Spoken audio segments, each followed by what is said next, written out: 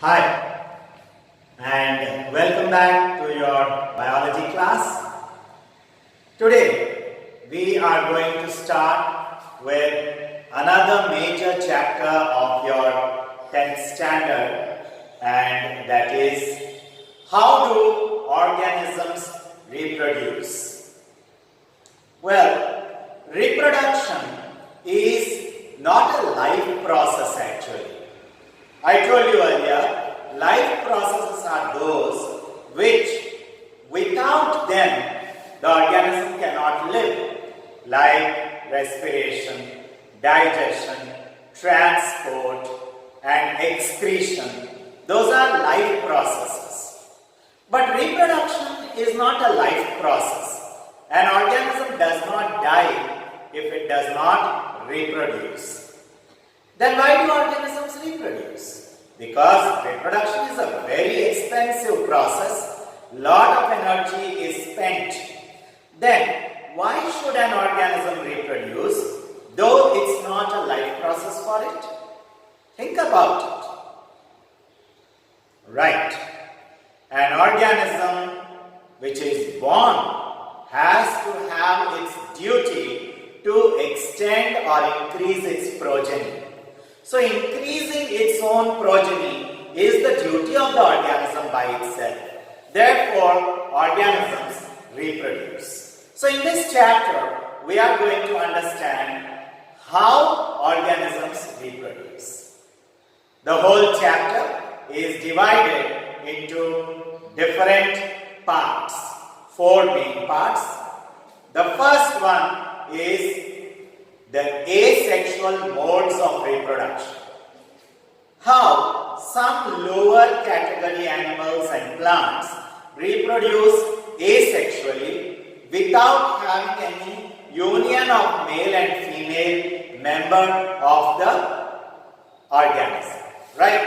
So without the union of male and female member or without the union of the male gamete and the female gamete or without any fertilization, when reproduction occurs, we call it as asexual reproduction.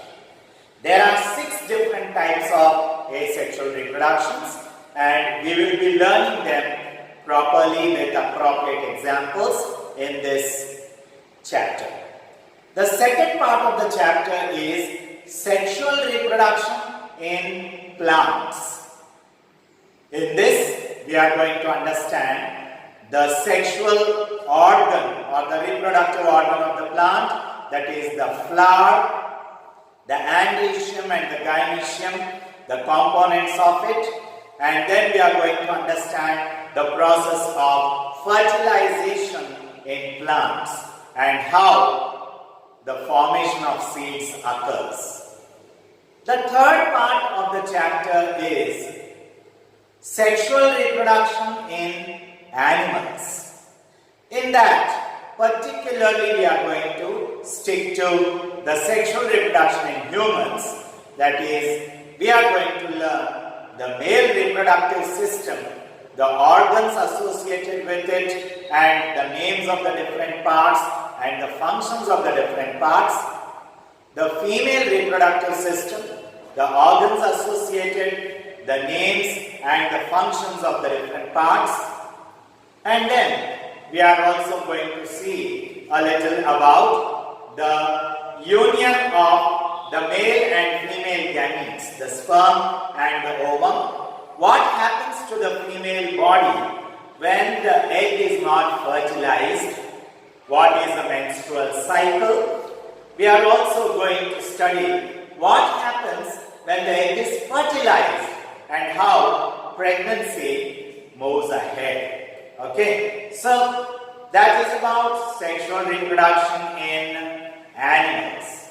The fourth and last part of the chapter is going to be about reproductive health in animals. That is particularly humans.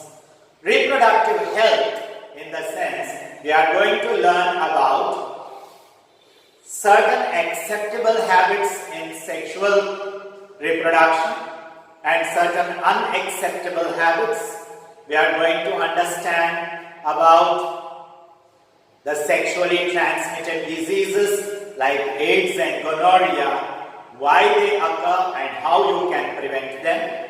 And as part of reproductive health, we are also going to understand the methods of curtailing reproduction, how you can avoid unwanted pregnancies, the various methods, the physical barriers or the surgical methods to avoid pregnancy. So all these things we are going to learn in this chapter. How do organisms reproduce? The 4 parts once again. Asexual reproduction methods, sexual reproduction in plants, sexual reproduction in animals, and reproductive health. The chapter is quite elaborate and big, and there are so many new biological terms to be known and studied.